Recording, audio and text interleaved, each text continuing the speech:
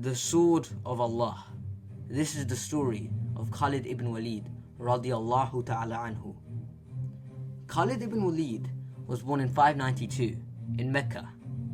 Khalid was a very skilled military commander from a young age and good friends with many other Sahabas such as Umar radiyallahu ta'ala anhu, who he was cousins with. In 610 there was a rise of Islam. Khalid Ibn Waleed at first rejected Islam. As I mentioned before, Khalid was a skilled military commander and showed this in the Battle of Uhud, which was the first major defeat of Islam against the Quraysh. Khalid Ibn Waleed's strategy saw the army unfortunately crush Islamic forces by attacking from behind. Despite this, as we know, Khalid Ibn Waleed will later on convert to Islam. And it is here where our story truly begins. After his brother was captured by the Muslims and held prisoner, he paid a ransom to get his brother back. However, his brother went back to the Muslims as he accepted Islam and left Khalid confused. It was mainly this that convinced Khalid that Islam was the truth. He was one of the last to become a Muhajirun alongside Uthman ibn Talha and Amr ibn As. When he came, people were fearful of him, but the Prophet Muhammad ﷺ went and hugged Khalid and knew he came to accept Islam, and the man who had killed so many Muslims with tears in his eyes accepted Islam in the Prophet's presence. And now, one of the best military commanders of all time had just joined the Prophet's side, and this moment would change history forever. Khalid ibn Waleed, first time helping Islamic army, was against the Byzantines in the Battle of Mu'tah. This battle saw the death of many men who were extremely close to the Prophet, including the Prophet's adopted son, Zayd radiallahu ta'ala anhu.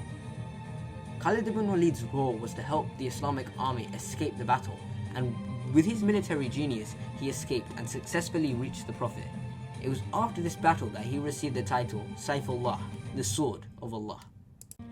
It was also said that the Prophet gave a strand of his hair to Khalid ibn Waleed, which he kept with him in battle and made him an undefeated commander of Islam.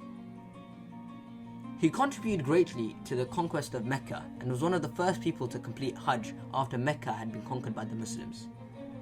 After the death of Prophet Muhammad ﷺ, Abu Bakr radiallahu anhu was made Caliph of Islam and made Khalid commander of the military.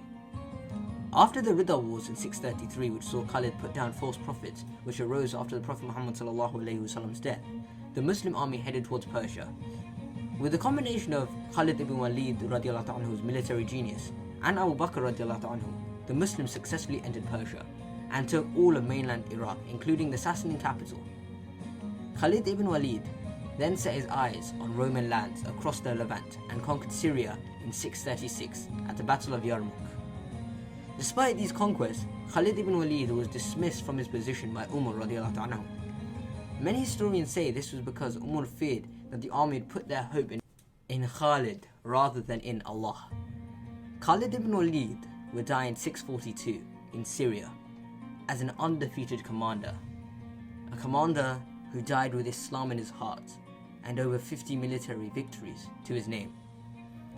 As he was dying, he looked to his friend and said, "I would throw myself into the ranks of enemies until I would be certain that I would not come out alive.